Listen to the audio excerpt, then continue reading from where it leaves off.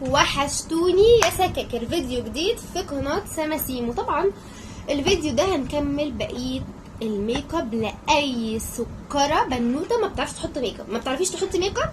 لو انا اخري الكحل والروج، انا هعلمك تحطي ميك اب وهعلمك ايه الحاجات اللي المفروض تجيبيها وتكون عندك وتسهل عليك الدنيا. طبعا زي ما قلت لكم ده اساسيات الميك اب، فانا مش هبداه بالترتيب ولا اي حاجه، انا هقول لكم على الحاجات اللي لو موجوده عندك هتسهل عليك الدنيا. طيب عايزه اقول لكم على حاجه، شوفوا لي ايه لفه الطرحه السكره دي.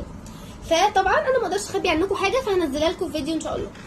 طيب تاني حاجه بقى، شايفين ده ايه ده ايه ده؟ يعني ايه كل اللي بيتفرج عليا من بره القناه؟ فين السبسكرايب وفين اللايك بتاع الفيديو؟ على فكره بقى احنا تمينا ال2000 وهنعمل فلوج ان شاء الله نحتفل بيه. نحتفل بالفلوج ده بقى بال2000 اللي انا تميتهم.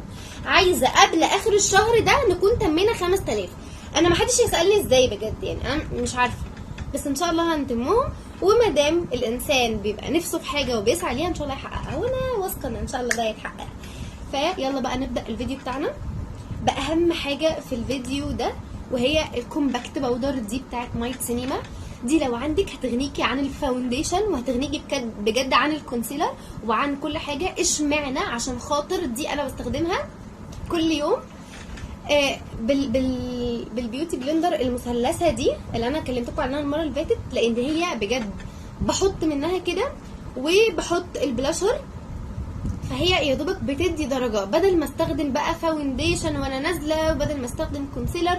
فدي مهمه قوي وما كانش سعرها غالي، وهي فيها عباره عن ثواني كده باودر بتبقى لون البشره، يعني هي بتبقى شبه الفاونديشن شويه، وكمان معاها هايلايتر.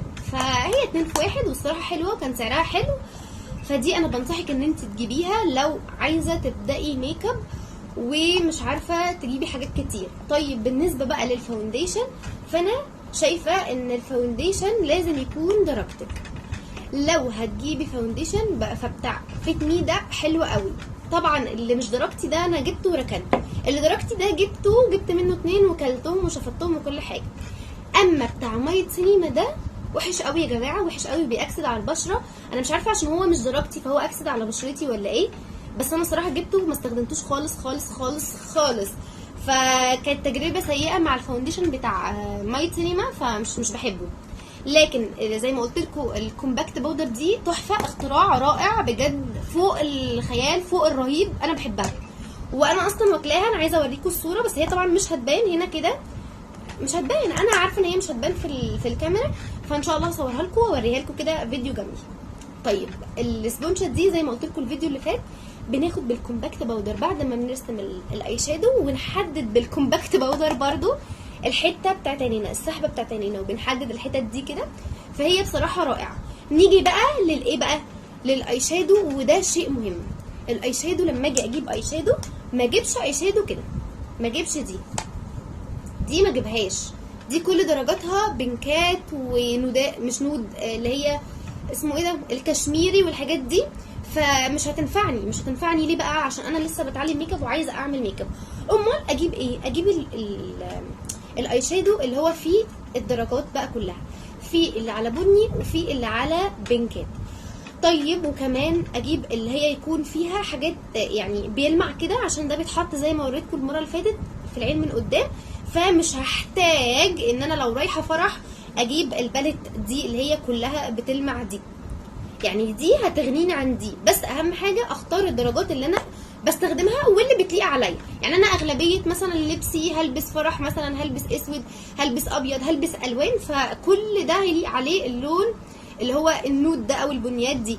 البنكات دي مثلا لو انا عايزه اعمل لوك بقى صارخ بقى، ايه حلوه صارخ دي انا قلت اكلمكم بالطريقه اللي تفهموها، بس مش لدرجه صارخ، يعني مش لدرجه صارخ، اللي هو يعني لوك بقى يكون باين قوي. فالدرجات دي حلوه برضو.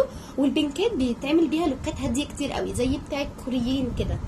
فالباليت دي حلوه، ولو اجيب الباليت دي. بالنسبه بقى للكونتور، انا مش عارفه اروح فين اهو.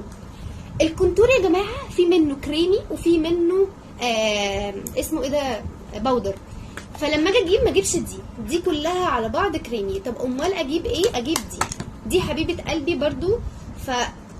مش مهم البراند، المهم لما اجي اجيب حاجه تقعد معايا وانا لسه بجرب.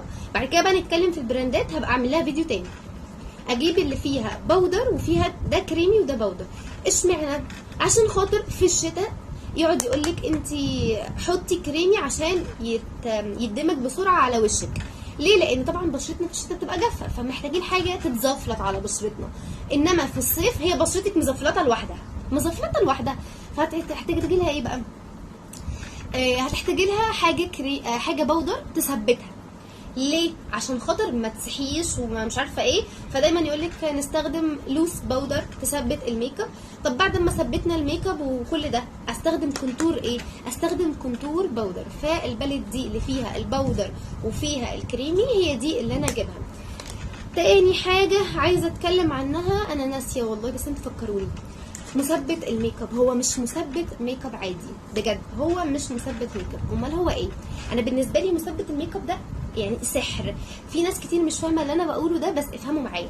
لما احنا مثلا بنيجي نحط بلاشر كده على الحته دي بتاعت الخد، وبعد كده نيجي نحط بالباودر زي ما او كومباكت باودر، نقوم عاملين خط هنا كده، فتحس ان في خط ماشي. احنا رسمنا وسحبنا العين بس في خط كده لسه واضح اللي هو بدايه البيوتي بلندر ونهايتها. طب انا عايزه الخط ده يكون مندمج مع اللي فوقه واللي تحته بحيث ان وشي يبقى ظاهر ان هو فلتر. هعمل ايه؟ مثبت الميك اب ده لما بحطه هو بيدخل لي كله في بعضه، بيدخل لي كله بجد في بعضه. مش معنى ان هو بيسيحه لي بيخلي شكلي وحش، لا، هو بيخلي الخطوط دي تبقى يعني ايه، تايهه في بعض كده، فتحسي ان وشك كله فلتر، ما بتحسيش ان هو في خط فاصل حاجه عن حاجه. فده مهم قوي. عايزه اقول لكم على حاجه تاني. الايلاينر بقى لما بنيجي نستخدمه نجيب الايلاينر اللي فرشته ناشفه يا جماعه، شايفين كده مش بتتني معايا وانا برسم، عشان لو انا بستخدمه في الاول مش هعرف استخدم ابدا الفرشه بتاعته دي. شايفين الفرشه بتاعته الطريه دي اللي بتروح وتيجي معايا دي لا مش هتعرفي ترسمي بيها الوينج بتاع الايلاينر اللي هو السحبه دي يعني. وبالنسبه لو عايزه حاجه رخيصه ده موجود في كل حته، ما عداش ال 35 جنيه اللي هتتعلمي بيه. طيب حاجه تانية، لما اجي اسرح شعر حواجبي، كنت اقول لكم اسرح شعري، اسرح حواجبي، بستخدم دي بتاعت ماسكارا قديمه، وبجيب صابونه من عند العطار اللي هي نابلسي شاهين، مش غاليه ب6 جنيه، برش عليها رشه من مثبت الميك اب بتاعي او بميه لو ما عنديش مثبت ميك اب، وبحطها كده، وبعد كده اسرح حواجبي عشان تفضل ثابته. فدي الايه الحواجب. عايزه اكلمكم عن حاجه تانية بالنسبه للكونسيلر، سعره حلو وبجد انا بستخدمه في الافراح بدل اصلا الفاونديشن اوقات كتير، بتاع مايت سينما ده تحفه يا جماعه، تحفه. وبالنسبه لمايت سينما انا مش بعمل لهم اعلان، بس هو براند مش غالي ومش رخيص ومش غالي خالص بصراحه، وكمان هو براند ثبت نفسه بجد، فتحسوا ان المنتجات بتاعته بتبقى حلوه جدا. يعني هي مش واو بس بتبقى حلوه. والناس اللي كانت بتسالني على كحل اسود ثابت، كيكو حلو قوي. طب اللي ما عندوش كحل ثابت وعايز يجيب كحل ومش غالي قوي، يجيب اي نوع كحل اسود وبني، دول اساسيين.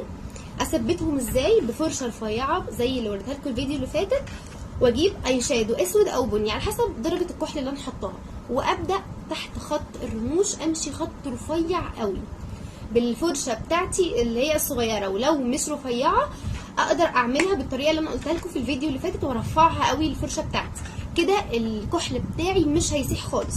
طيب عايزه اجيب كحل ثالث، يعني يكون عندي 3 اساسيين، اجيب بيج، ده ابيض، ده كحل ابيض، انا مش بحب الابيض، انا بحب البيج بس مش لاقيه البيج بتاعي. ده بقى بينفعني قوي لما باجي ارسم عين بتبقى بكذا طريقه، يعني هبقى احط لكم الاشكال بتاعتها.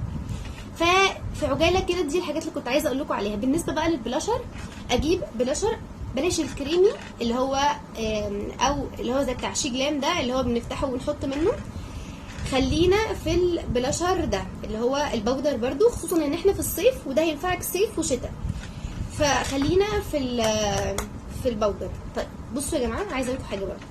هنجيب الباليت دي اللي بيبقى فيها كل الدرجات. اشمعنى؟ عشان خاطر ما احتاجش اجيب كذا واحده او اجيب اللي هي المدوره لوحدها، لا، لو اشتري اللي بيبقى فيها 6 على بعض، دي بجد بتنجز معانا، وطبعا باين ان انا واكلاها.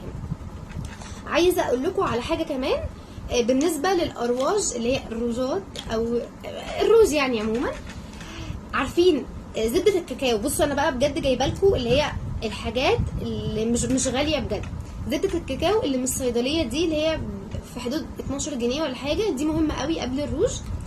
ولو انا عندي الروج ده اللي هو بيبقى ناشف او لما بحطه بينشف قوي على شفايفي، نقطه زيت زيتون جواه، وبعد كده شوفي بقى هيبقى عامل ازاي على شفايفك. وبعد كده عندي ليب اويل احلى، بحس ان هو بيرطب اكتر، اللي هو وبيلمع برضو عادي جدا الشفايف، فبيديها رسمه حلوه. وبالنسبه لو هجيب كحل ولا يعني كحل اللي هو يبقى كحل بس، ولا اجيب القلم ده، اجيب القلم ده. اشمعنى؟